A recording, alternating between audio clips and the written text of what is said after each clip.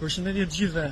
Prej 45 minutash gjendemi në doganën e Blatit për të kaluar për në Maqedoninë e Veriut dhe këtu jemi hasur me një pengesë të paprecedent nga ana e policisë maqedonëse për të kaluar dhe për të udhëtuar drejt Shkupit.